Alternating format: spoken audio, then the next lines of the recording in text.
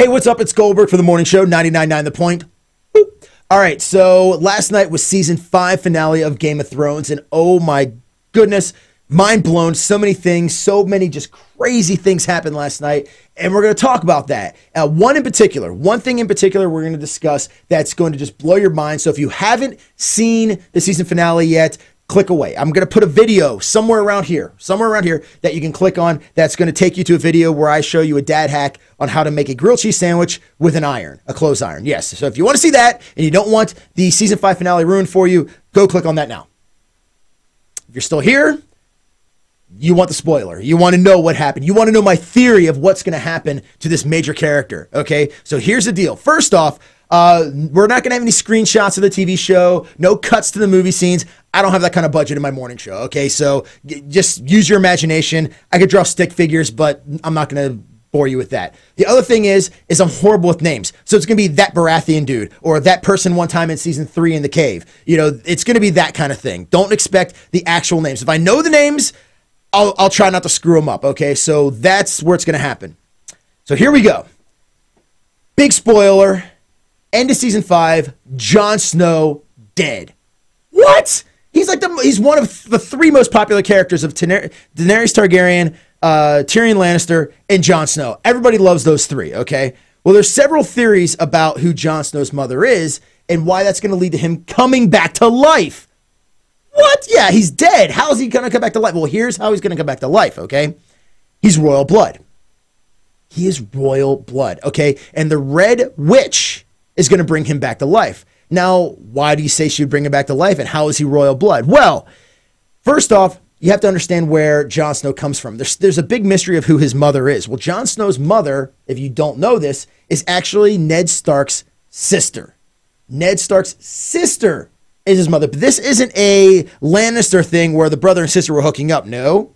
His father is actually the Mad King's eldest son, the one who kidnapped her, because in actuality, he didn't kidnap Ned Stark's sister, who was betrothed to Edward Baratheon, the big fat guy who died in season 1. She was betrothed to him. She wasn't kidnapped. She ran away with him. They were actually in love. So that was the whole what? That's why Ned had to keep it a secret, that this is a secret that he held for many, many years, and he knew that if anybody found out that Jon Snow was actually a Targaryen, that the Baratheons would have killed him. So that is why he wasn't killed. That's why Ned took him in and pretended that he was his bastard son, is because he made a promise to his sister. So he is royal blood.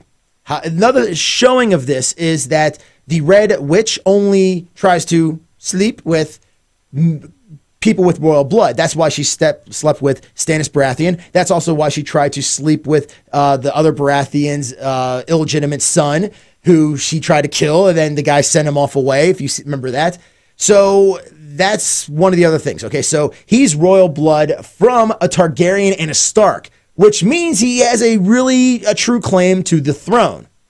But he can't take that claim because he's a part of the Night's Watch. He took an oath to wear no crown. Well, that is until death. So now he's dead. He is dead. So his oath is no longer good because he's dead.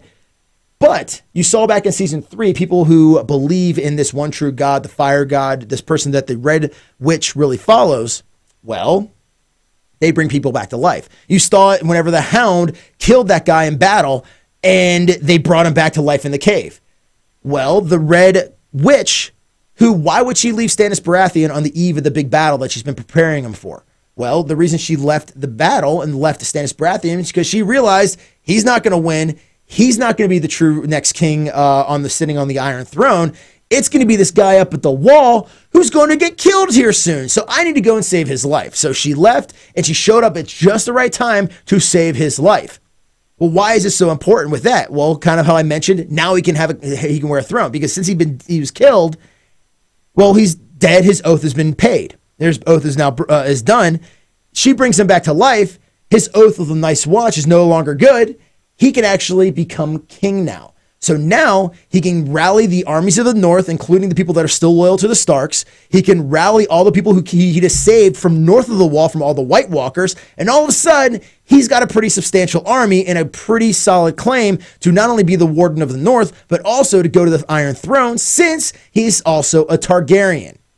And especially if the Targaryen son and Ned Stark's sister were married before he was born and he was a legitimate child, then he definitely has a very solid claim to the throne. Even more than Daenerys Targaryen, the Queen of Dragons. That leads to another thing of, there's a theory in the books about the three-headed dragon. If you see the dragon in the dragon symbol for the Targaryens, it's a three-headed dragon, which stands for the three children that are going to rule. Well, that would mean three Targaryens: Daenerys, Jon Snow, and there's one other Targaryen who you know, who's very popular. There's another theory about that one. I'm not even going to get into that one. He's really short. The theory is he's also a Targaryen. What? Yeah, not even get into that one. I'll let you look that one up online someplace else. But yeah, so that's my theory, is Jon Snow will be coming back, and the whole reason he's coming back is because now, since he's been killed, he can become a king. And the Red Witch will bring him back to life, and there we go. So that is my theory. Let me know what you think in the comments on Facebook or anything like that. Sorry if I ruined anything for you, but I warned you. Should have watched the grilled cheese video if you didn't want to know what was going on. But thank you so much for checking in, and we'll talk to you later. Goldberg in the mornings, 99.9 The Point.